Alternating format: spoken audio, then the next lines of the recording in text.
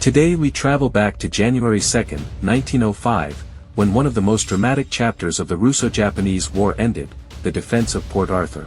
This city, now known as Lushan in China, has become a symbol of a long struggle, but also an important lesson in military history.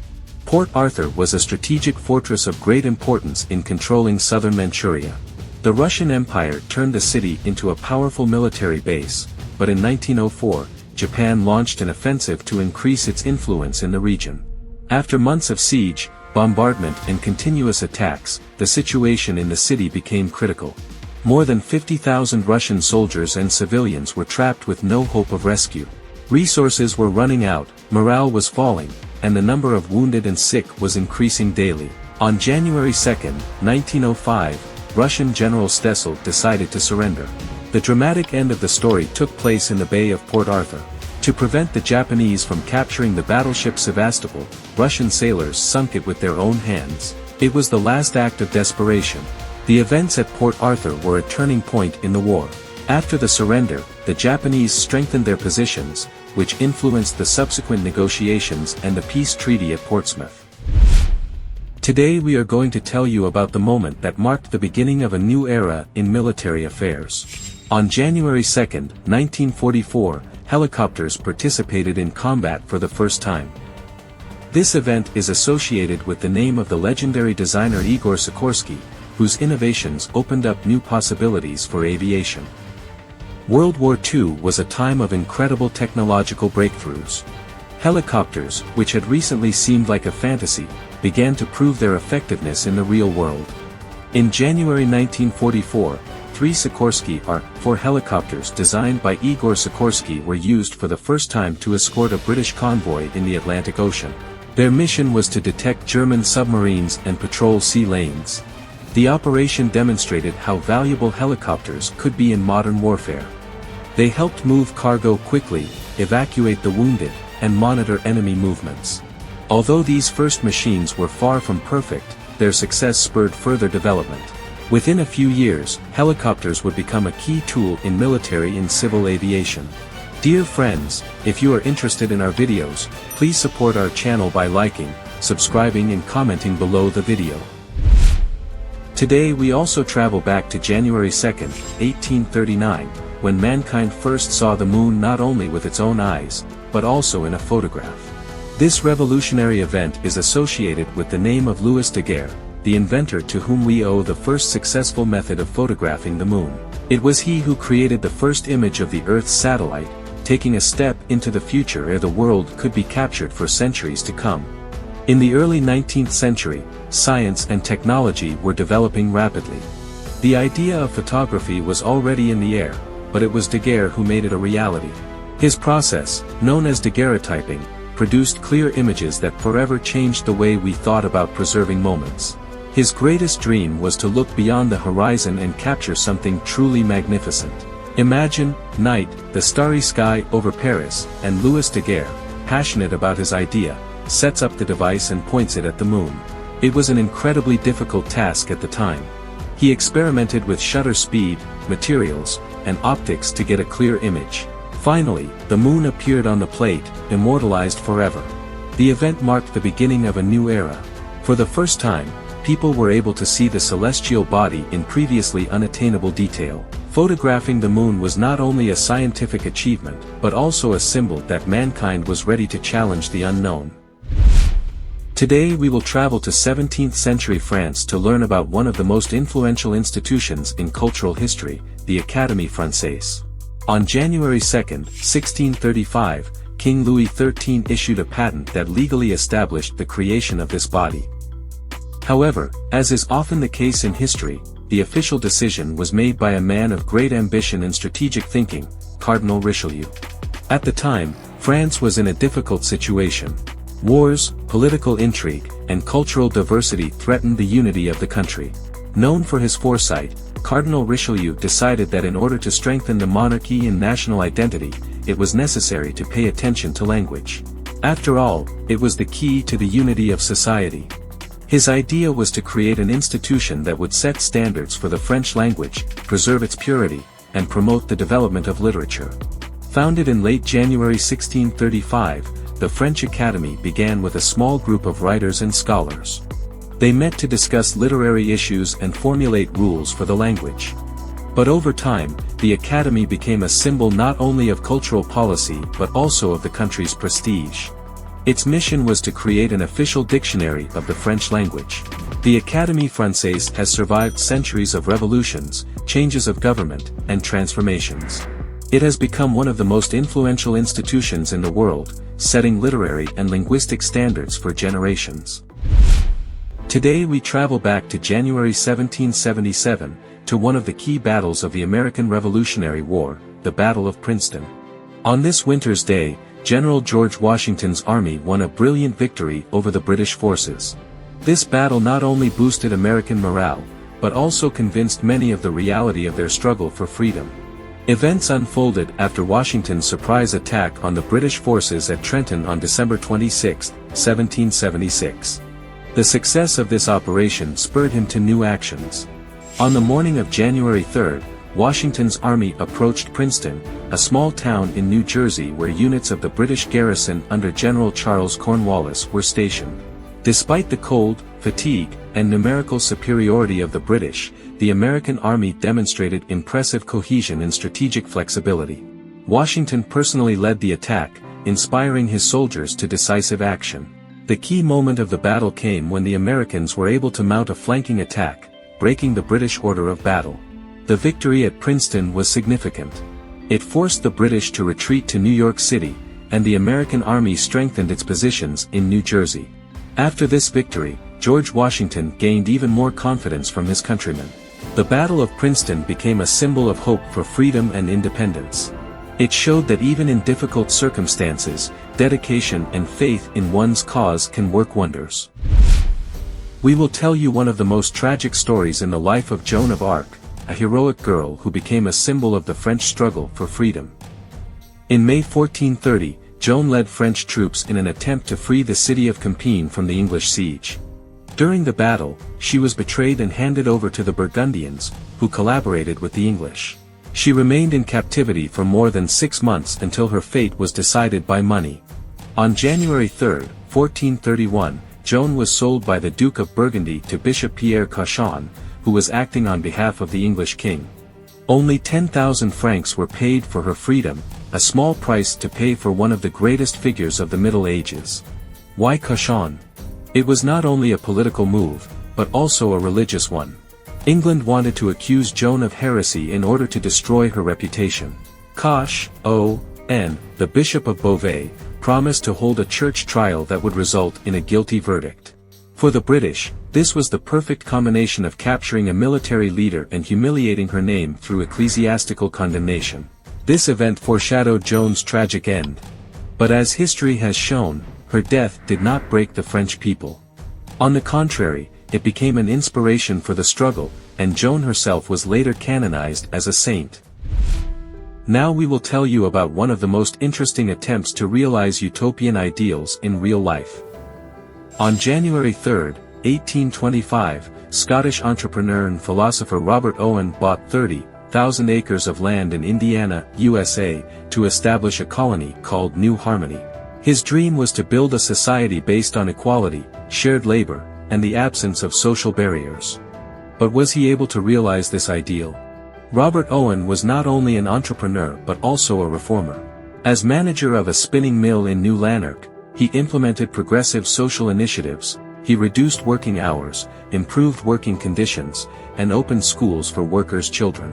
Inspired by his success in Scotland, Owen decided to extend his ideas to a whole settlement. He purchased land in Indiana from a community of religious harmonizers who had moved to Pennsylvania. New Harmony was to become a model of an ideal society. Residents of the settlement worked together, shared resources, and distributed profits equally. Traditional social structures were rejected in favor of education and culture. Owen believed that equality and mutual aid would lead to prosperity. But the reality was more complicated. Disputes arose among the inhabitants over the distribution of responsibilities and resources. Many did not share Owen's utopian ideas, while others were simply unwilling to live in such a community. In addition, the lack of a clear system of government and a weak economic base made the colony vulnerable. Within a few years, New Harmony collapsed. Despite its failure, Robert Owen's ideas left their mark on history. His experiment influenced the development of socialism and the idea of communal living. Do you think utopia is possible in the modern world? Share your thoughts in the comments. Today we are going to tell you about one of the most important moments in the life of Christopher Columbus, his return from America to Europe after the first voyage. This event took place on January 4, 1493, when Columbus, facing difficulties and unforeseen circumstances, set out on his return journey aboard his ship, the Ninja. Columbus' first voyage, which began in August 1492, took him to many unknown lands.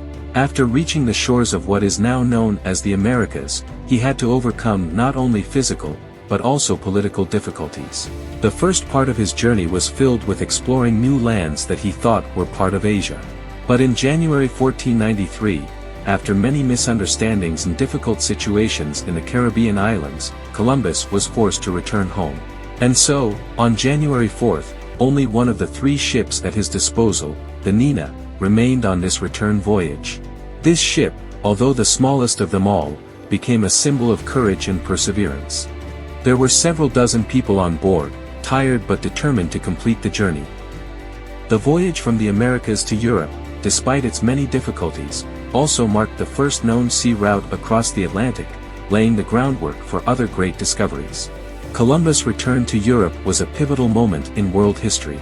His expedition not only changed the way we think about geography, but also paved the way for further colonization and great change.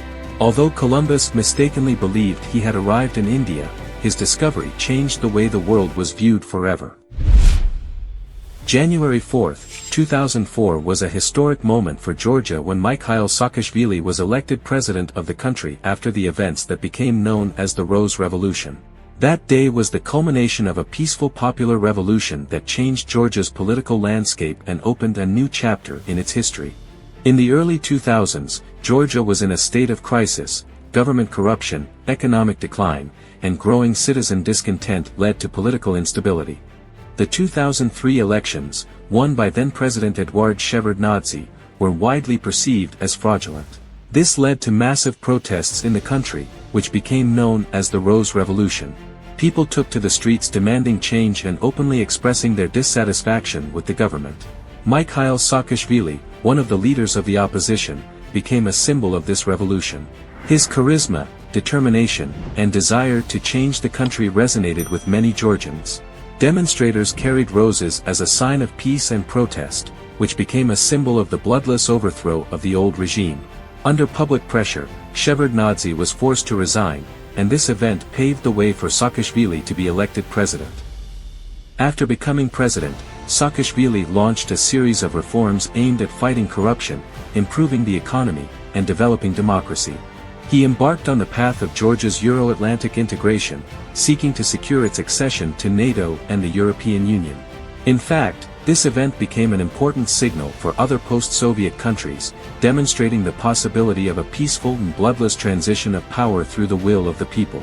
At the same time, however, the Rose Revolution posed new challenges for Georgia, particularly in terms of territorial integrity and foreign policy.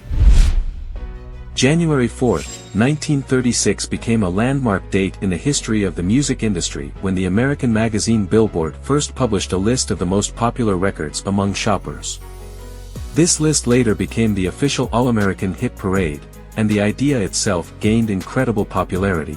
However, the chart that we know today as the main indicator of the popularity of musical compositions began quite differently. The first place in the history of Billboard was taken by the song, Stop, Look, Listen, by jazz violinist Joe Venuti. Its melody immediately attracted attention and won the hearts of listeners. Jazz was already very popular at the time.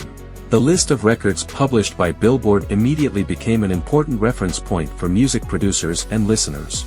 Over time, the chart became a true indicator of musical trends, and in the decades that followed, it was the charts that began to determine what was at the top of the music world. And although the first publication was not so big, it was very important for the further development of the music industry. Do you think the charts changed the music industry? On January 5, 1914, Ford Motor Company, one of the largest automobile manufacturers at the time, announced a major reform, the introduction of an 8-hour workday and a minimum wage of $5 per day. This was a truly revolutionary moment in the history of labor relations and set an example for other companies not only in the United States but around the world. Until then, the workday at the company often lasted 10 to 12 hours, and sometimes longer. Workers were forced to work in difficult conditions and received little pay for their labor. Therefore, the changes proposed by Henry Ford were a real breakthrough, and few people could have imagined that a large corporation would take such a step. The reason why Ford Motor decided to change the working conditions was the desire to make their products more accessible to the general population. Unlike many other businessmen of the time, Henry Ford understood that increasing wages and reducing hours actually led to increased productivity and reduced turnover. By giving his employees more time off and increasing their pay, he gave them more incentive to work, which in turn helped reduce production costs and increase car output. The introduction of a minimum wage of $5 a day was also an important step in improving the standard of living for workers. At the time, it was a fairly high wage that allowed workers not only to provide for themselves and their families, but also to improve their living conditions, which in turn affected their motivation and productivity. Do you think companies today should be as concerned about improving the working conditions of their employees as Henry Ford was? Share your thoughts in the comments below. On January 5, 1875, one of the most important cultural events of the time took place in Paris, the opening of the new building of the National Opera, known as the Grand Opera. This grand architectural marvel became a symbol of French culture, art and elegance, and today, more than 100 years later, it remains one of the world's great cultural centers. The idea for a new theater originated in the mid-19th century, when Paris needed a majestic and spacious venue for opera performances.